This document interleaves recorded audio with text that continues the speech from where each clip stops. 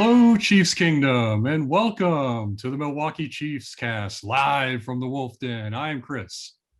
And I'm Josh, and we are looking forward to the draft in the 2021 season. So, a big reminder that all Southeast Wisconsin residents are invited to join us for game day. Visit MKEChiefsfans.com for more info about the group. And please make sure to like, share, and subscribe to our channel.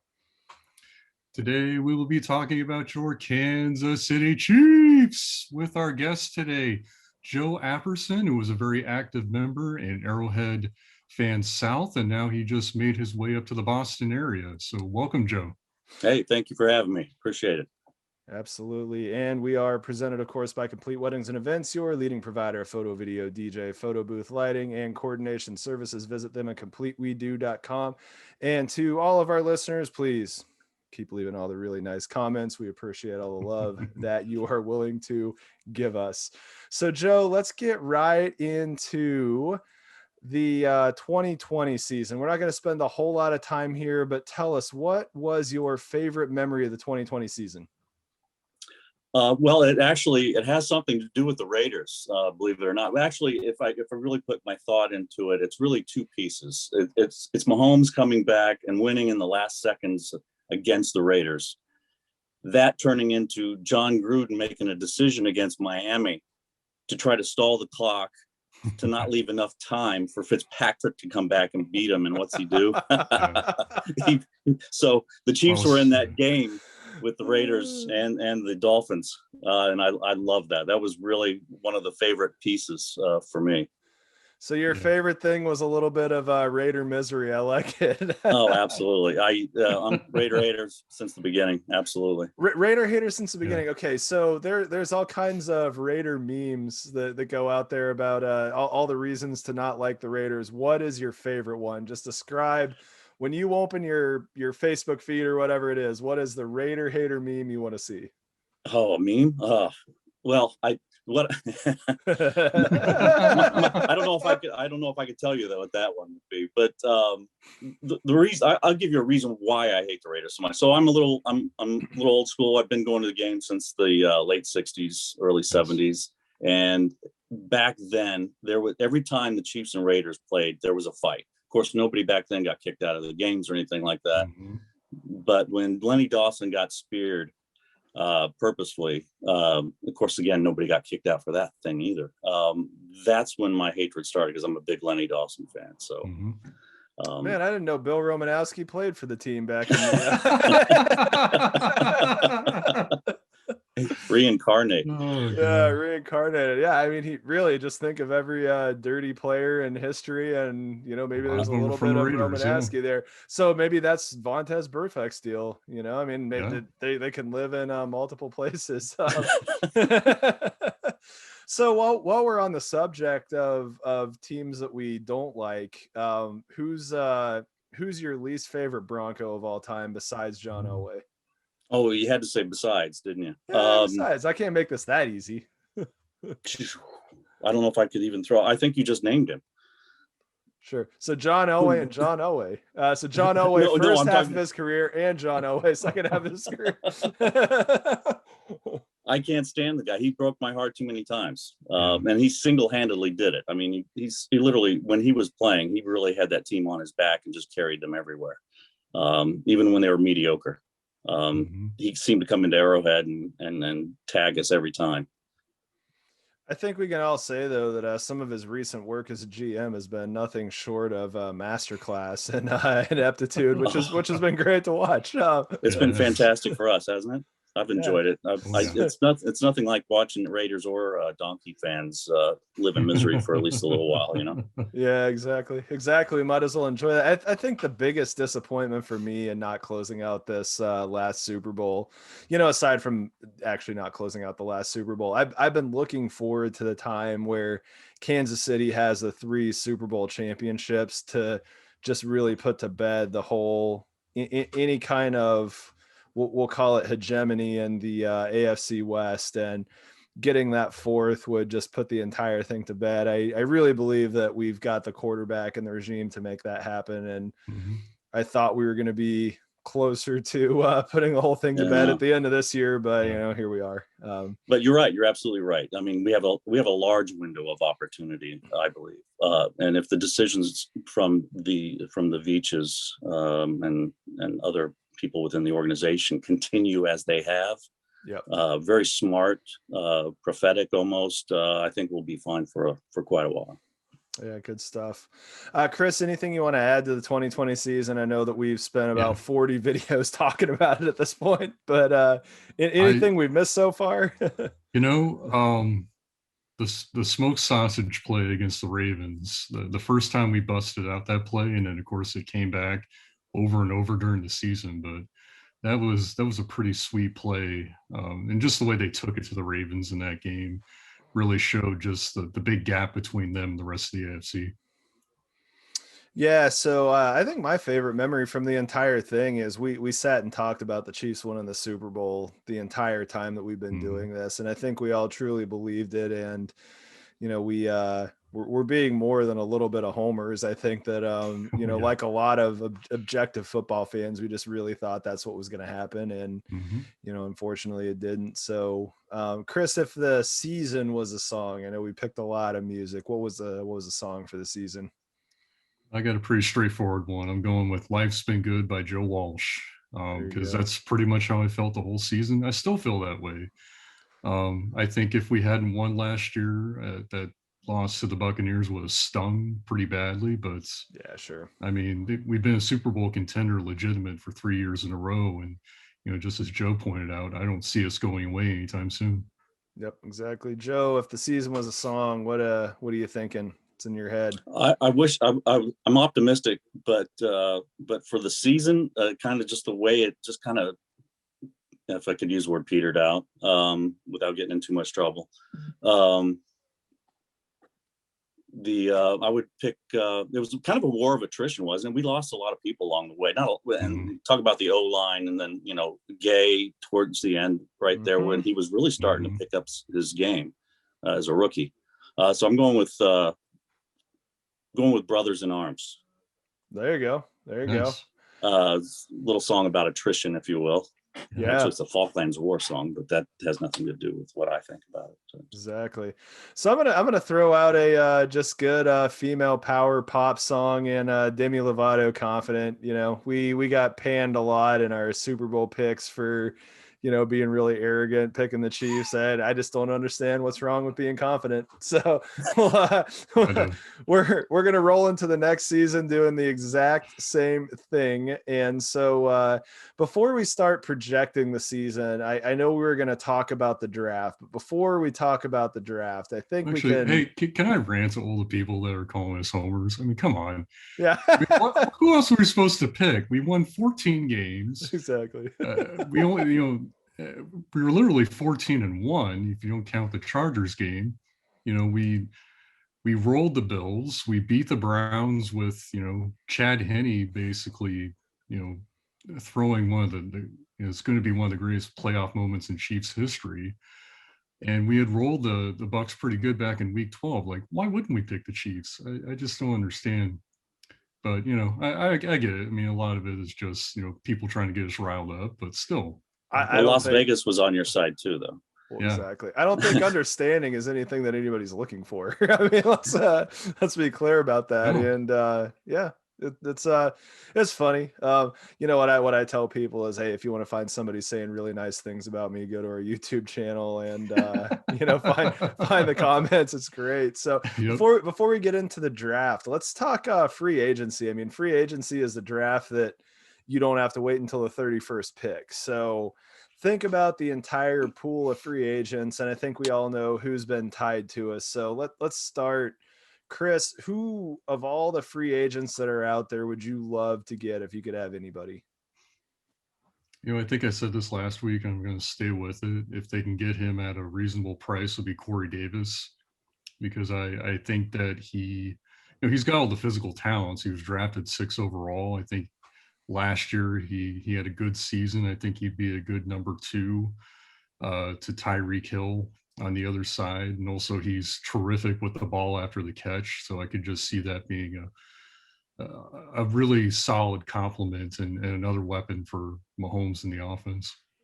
Okay, so you're staying with that, and you're Mhm. staying with the weapons. And the other thing that I think bears pointing out is you're saying that McCole Hardman is not the number 2, and he could be this Not right place now. that easily. Okay, so that makes a ton of sense. You're pretty much asking for Corey Davis to take the 1 year. I want to get the biggest contract that Hmm. a wide receiver's ever gotten type of situation. That interesting pick. Joe, what are you thinking for a free agent if you could have anybody? Well, I haven't really given it much thought, to be honest with you, but what was just stated makes a lot of sense to me because, I'm thinking about the draft and I'm thinking about compliments to the other side of Hill. And I would kind of agree. I would look for more of a prototype wide receiver that can go up and grab the ball. So, and if Corey fits Sure. that bill, then I would be very much in line with that as well.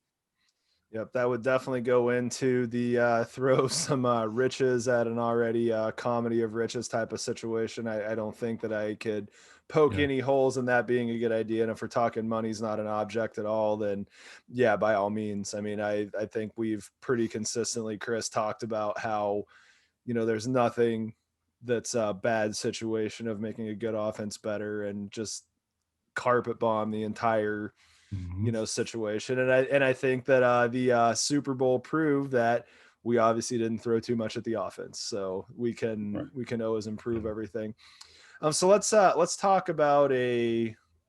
I guess I got to throw out a pick too. I want JJ Watt. I think that would be awesome. I'd love to have JJ Watt. I think it would be great to have another foundation in Kansas City. I don't think there's too many Never. good, well-run charitable organizations by highly marketable stars. I don't think that there's anything that can be too much. I think that's a bit of a pipe dream, but if we all woke up tomorrow and it just said JJ Watt said, screw it, I'm taking $1 million to play in Kansas City, I don't think that I would be shocked. And for the record, I'm not predicting that. So let's get into rational free agency once. So my wish list for that, I've seen the type of things like Deshaun Watson. And I don't look at Deshaun Watson as any more of a gamble than trying to get Sammy Watkins back for a veteran's minimum. I think it would be cool to keep Sammy Watkins for a veteran's minimum. I think it would be cool to pick up not Deshaun Watson. Who am Jackson. I thinking? Deshaun Jackson. Deshaun Yeah, Jackson. Yeah. Deshaun That's the, Jackson.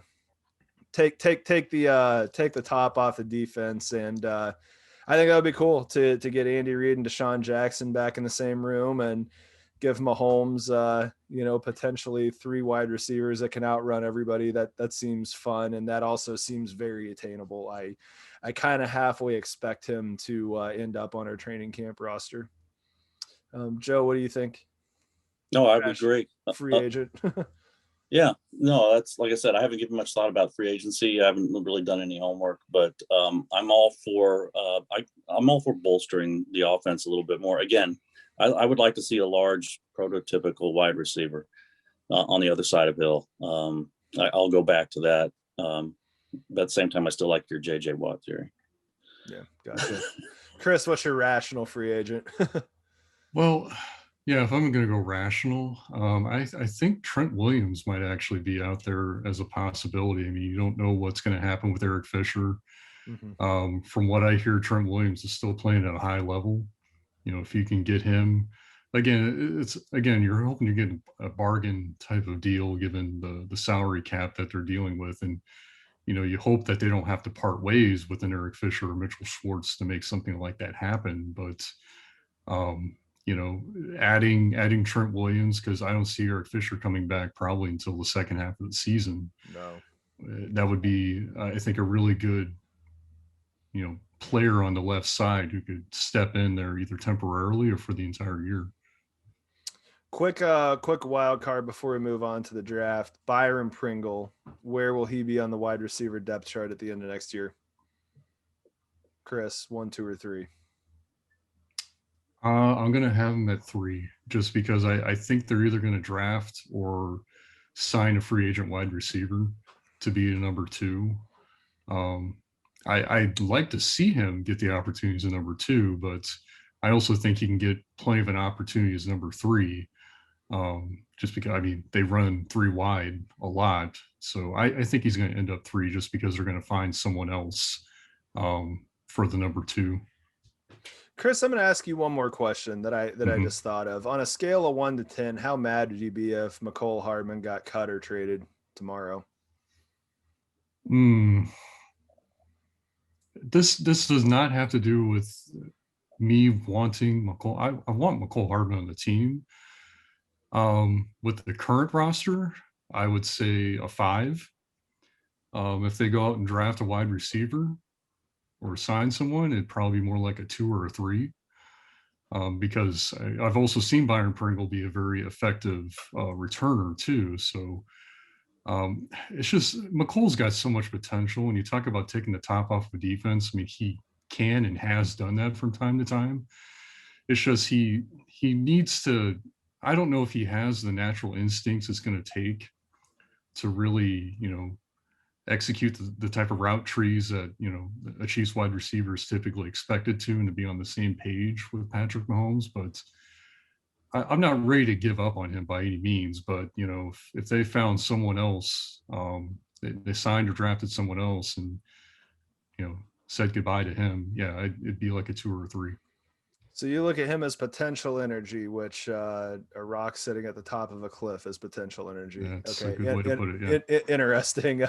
So Joe, where I'll ask you the same question. Where do you think the McCole is going to be on the depth chart next year? McCole, Pringle, Tyreek Hill. Who's the 1, 2, and 3? That's a tough question. I think Pringle will be on the 3. I think McCole Hardman, I think if he puts in the offseason work like Hill did after his first year or even second year, you could just see Hill's development over the two-year period was phenomenal. Yeah. I think he has the potential to do that. So I would be in agreement on that as a 2. Yeah, I would say it would be best for the Chiefs if he does rise to be the 2. I would agree. Yeah, I really hope he does. I mean, let's be clear, what would be best for the Chiefs is if he started challenging Hill for the 1. But I don't think we can expect something like that. So let's roll into the draft. So Joe, who would you say, or sorry, not who, what positions would you say are your 1, 2, 3 position? Is there anybody from college that you kind of got your eye on? No, I don't have. I won't be able to give you a name, but I can give you position.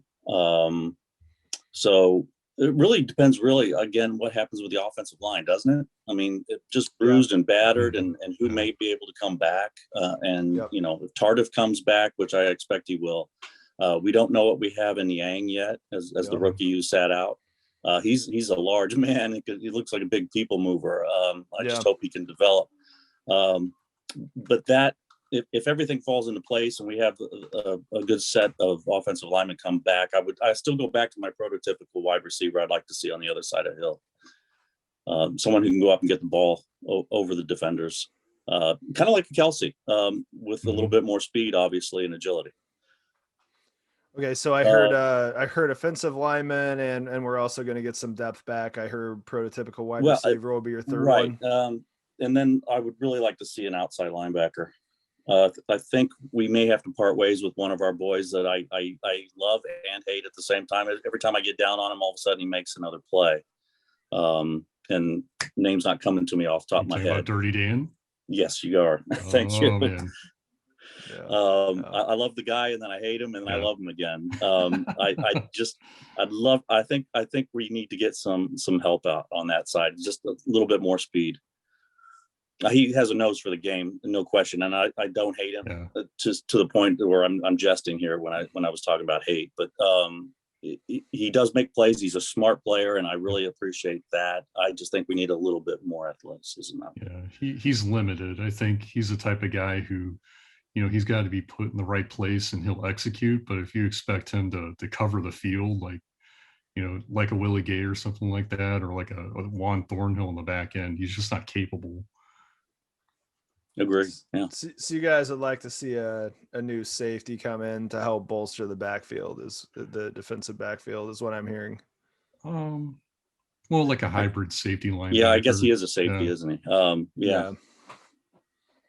Good stuff. Chris, we've had a week since we talked about this. What are your top 3 draft positions you'd like to see? Typically I like to think about kind of premium positions because those are typically expensive out in the free agent market. From what I hear, the offensive line position in the draft is very deep. Mm-hmm. I don't necessarily think they have to draft an offensive lineman in the first round. I think that's probably, it just depends on who falls to them. But I do think that they need to at least try and get younger on the offensive line. I still, defensive end, edge rusher. I think, having someone on the other side. You can't have too many defensive linemen, just like you can't have too many offensive linemen. Just have guys rotate in there. And then the last one, I'll say this again. I would like to see another tight end brought in. And from what I hear, there's actually some pretty good tight ends.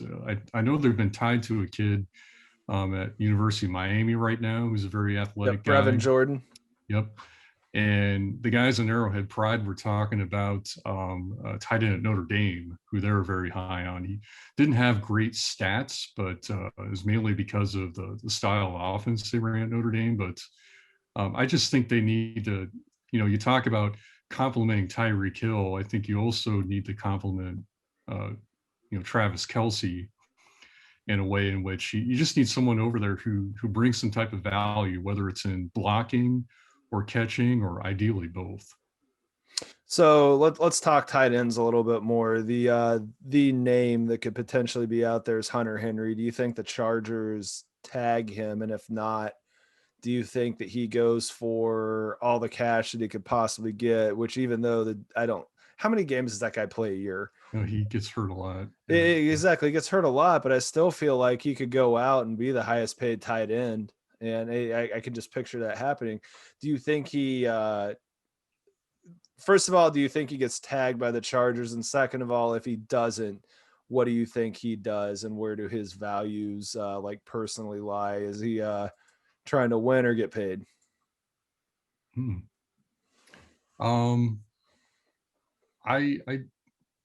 don't know if the Chargers will. Should they? I would say no, just because one of the most important things is availability, and he just, he can't stay on the field right now. Exactly. But he's extremely talented. I wouldn't sign him for a large deal, but I don't know what drives Hunter Henry. But if he wants to win, and he would be one of the guys that I'd take a flyer on, but I definitely wouldn't invest a long-term contract in him. So if Hunter Henry's a free agent and he walks up and says, "Give me $2 million all day," sure. And we're gonna go buy some oceanfront property in Arizona, and we won the lottery, Joe. Right. Any thoughts on Hunter Henry or the tight end position in general? Is there any free agent you're looking at, or do you think that would be a good thing to look at? No, I don't think that'd be something I would concentrate on this year, to be honest with you. I know we have a backup to Kelce he's sufficient in what he does. He's not Kelce, obviously, and nobody is, right? So, but I think that's something maybe start working on next year. Kelce's got another year under his belt. He is getting a little older. If he does get hurt, where do we go? But I'm not really looking at someone like that right now. Maybe a blocking tight end, more or less, but I'm not really looking at someone to replace catches right now. I think you got to get a tight end cheap, either through the draft or someone who's not looking for a lot of money. Yeah. Okay, so we're gonna clean up the scrap heap, and I don't think it's gonna be hard for really any year in the foreseeable future to get a player that's looking to win and not necessarily maximize their current contract. So anybody looking to rebuild their value, win a ring, we're as good of a place to go. So before we get into our last takes, let's talk about one really notable free agent that we have. So what are you thinking on Le'Veon Bell, Joe? Do you think he's coming back? And then also Sammy Watkins. So do those two in order. Le'Veon Bell I didn't really get to see enough of what he can do today. last Sure. year, right? Yeah. I mean, he was such limited play. We really didn't get to see what he could do. I would like to see him stick around because I think he's viable. I think he still has a lot of game left, and he's big. He can run. I don't know if we just gave him enough opportunities last year to really show himself. I don't know if it was fair to him. I don't know what those discussions were all about or what was playing in the background. But I would certainly like to see him back. Sammy Watkins, he is a nice compliment. That goes back to my draft and to your free agency questions, what I'd like to see. I think that's someone we might be able to replace, even though he's a fantastic receiver. But I think that is something we could part with, to be honest. But if you could just sit there and grab your crystal ball and say a full season of Watkins at veterans minimum, we take that all day, obviously. Oh yeah, absolutely. Obviously. Yeah. Yeah, no question. Watkins and Bell, Chris, what are your thoughts there? I'm actually going to walk on both of them, just because it's the same thing.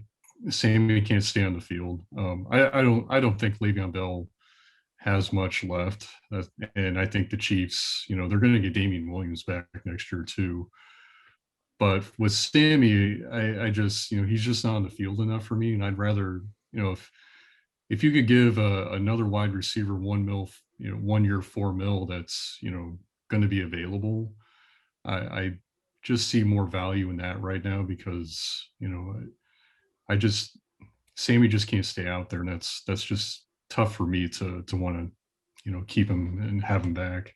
So quick crazy question. I'm not looking this up right now, but Albert Wilson and Chris Conley, what are their contract situations? I feel like Conley's got another year in Jacksonville, but Wilson could potentially. Wilson's a free agent. Yeah. What do we think about him coming back? Well, I mean, he caught a lot of passes in that. Clearly haven't thought about this. I don't know. I mean, sure. You want somebody new. That makes sense. I want somebody who can play, most, if not all, the season. Yeah, fair enough.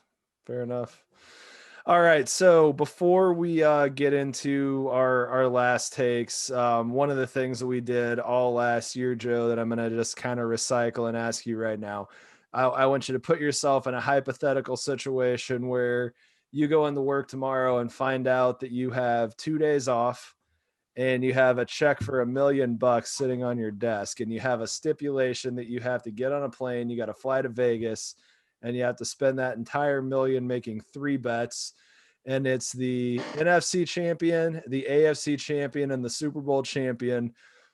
Who are you betting on, and how are you spending that money? Oh. And by the way, you're welcome on putting you on the spot on that one. Yeah. I appreciate that. Let me wipe the sweat off my brow now for just a second there. I can really see Tampa Bay coming back. They're going to keep a good nucleus of that team, and they have a great defensive line. I think they're going to keep most of that together, from what I understand. And they have Tom Brady, and I think they bring Gronk back as well, maybe for another year.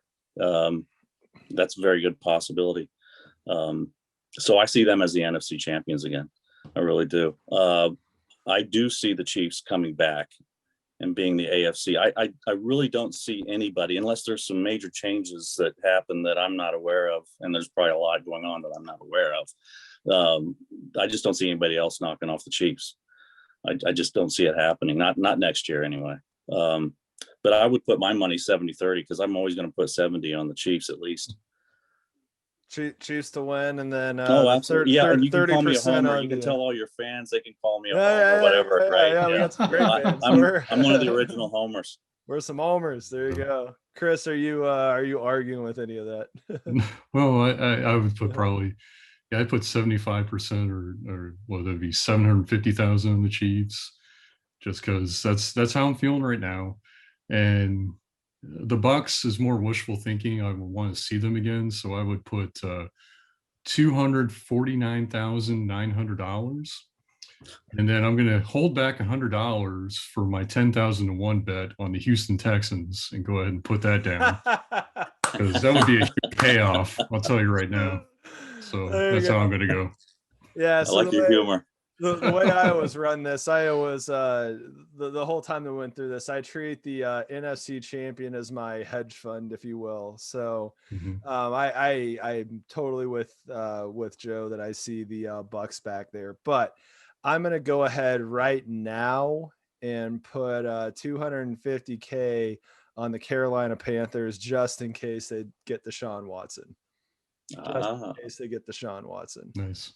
I And like that. yeah, so I'll do that, and then we'll do 250 on the Chiefs to make the Super Bowl, and then another 500 to win it, because why not? You only live once, and it's not like we're taking any of this with us anyway. So there you go, it's Vegas, baby. So yeah, Joe, as our guest, what is your parting shot before we get out of here? Well, I appreciate you guys letting me come on and be a part of the show. I like what you guys are doing. This is fantastic. I just want to say, just to mention to everybody about the group we have going in Boston. As far as the Chiefs fans are concerned, what was Arrowhead South is now, I believe, going to be something like Arrowhead Kingdom. But I'm going to be managing the northeast corridor of the United States, up here in New England and in the Boston metro area for the most part. And I'd love to have any comments, any kinds of ideas thrown my way that might be able to help me get this started and get this off the ground, get some Chiefs fans together out here. Sounds good. Well, we are a bunch of Chiefs loving fans all over the country, and we are so glad to have a presence up in the Northeast where we don't pronounce any of ours, and enjoy your Boston, your New Hampshire's, all of that stuff there. Have some chatter. I like them apples. How do you like them apples? Right. I parked my car in Harvard Yard. Chris, what is your last take? Well, so this is the time of year where, oh my God. Yep. You'll never be royal. All right. So yeah, grew up a Royals fan, still a Royals fan, and the Royals' first training or spring training game is on the 28th. So looking forward to that. And I can honestly say this is probably the most stoked I've been in terms of just like hope and future since probably 2011 and 2012 when the Salvador Perez's and the Eric Hosmers were coming up. You're seeing that with a really promising pitching staff right now. And I think the next couple of years are going to be really fun. They probably won't, they're not going to end up challenging for the division or even having a winning record, but I think you're going to see a lot of guys who are going to have some exciting ceilings. So I'm looking forward to that. Yeah, good stuff. No, one thing that I definitely noticed last year during the off season and COVID, pretty much every single MLB team laid off their minor league system, with the exception of the Royals. They were the one team that just truly doubled down. And I mean, I've never made any kind of excuses for anything. I grew up a Royals fan like Chris, but I abandoned that team hardcore for a long time. And my exact commentary was, I'm done with this team. And the second they quit being a farm team for the rest of Major League Baseball, I will be right back on that bandwagon and act like I never left. And so I've been there since right around the time that Chris talked about, but really, really since 2014. I can't act like I was all in before that. But in any event, it's been a joy to watch the Royals, and it's been a joy to watch the way that they do things like double down on the talent. And, it was crazy in a very, very truncated MLB draft. When it was something like a third of the players were normally picked, the Royals walked away with something like 4 times the amount of top 300 prospects that a team normally walks away from a draft with. So the future definitely looks very, very bright for them.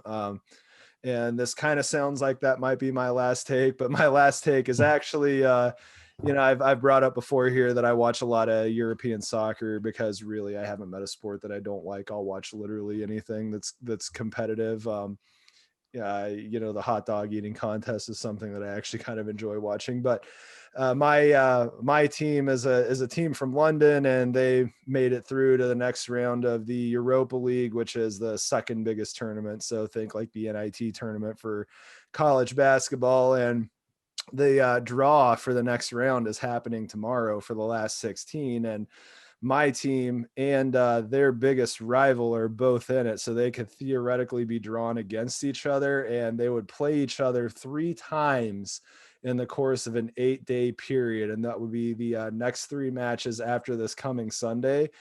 And as of right now, I think my team is significantly better than them. So there is a part of me that's sitting here going, as a Chiefs fan, the best comparison I can make, and the way that I brought this up is that this other team is like the Raiders if they were in Omaha or Des Moines, and that's how close to Kansas City they are. So think about beating that team 3 times in a row, and I got to say that I'm rooting for it. So come on, you Spurs, bring on Arsenal.